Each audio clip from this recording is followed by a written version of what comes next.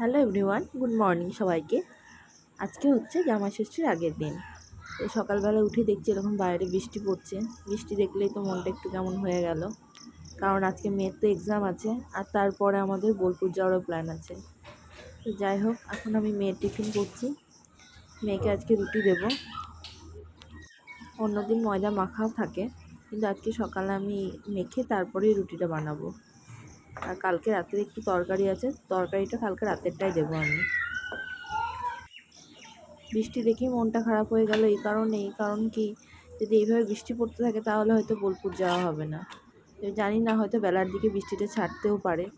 এখন তো ভালোই বৃষ্টি পড়ছে দেখলাম। আমার টিফিনটা রেডি, এবার মেয়েকে দিয়ে দিই।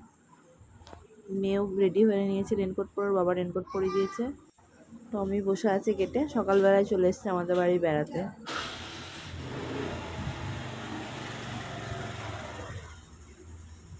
বাই। এবার আমি আমার কাজে ফিরে যাই।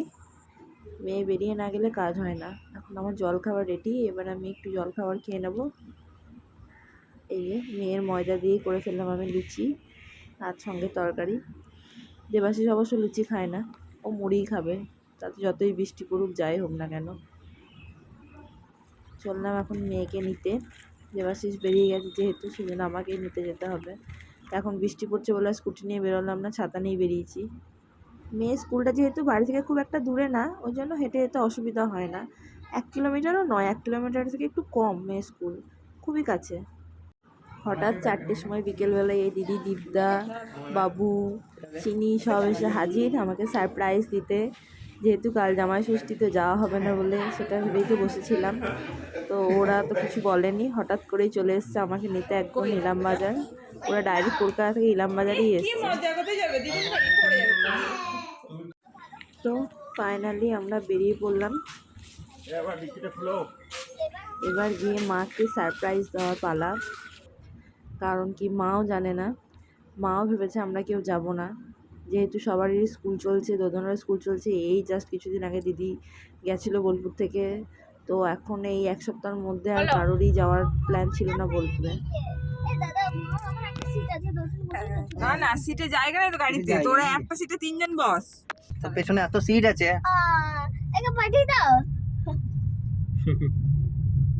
3 জন মিলে বসে যাও। দেবাশিস আসলো না, দেবাশিস কালকে সকালে আসবে। যেহেতু আমাদের বাড়িতে একটু কাজ হচ্ছে ইলামবাজার বাড়িতে আর কি, সেই জন্য ও আর বাড়ি ছেড়ে আসতে পারলো না। তো এখন দিদি আসলো বলে আমি যেতে পারছি। তো দেখা যাক গিয়ে এবার মায়ের ঠিক রিয়াকশানটা কীরকম হয়। মা একটা ভালো রকম সারপ্রাইজ পাবে। মা রাস্তায় এসছে হাঁটতে, আর এসেই আমাদেরকে পেয়ে গেছে দেখতে। আমার ছেলে মুখটা ফুলা লাগছে। হ্যাঁ বাবা ঠিক আছে। দাদু ওই দেখ, দাদু বুঝতে পারে নাই তাহলে তোর কাছে। তুমি আলতা পরেছো, তুমি জানা আছে। চলো আমাকে বাড়িতে পড়ে যাবো।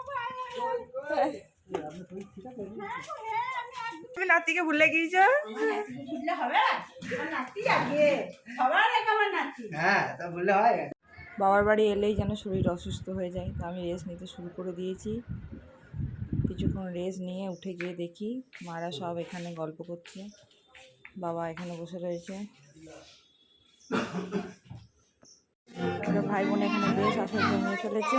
তো যাই হোক, আজকে আমাদের ভিডিওটা এখানেই শেষ। টাটা।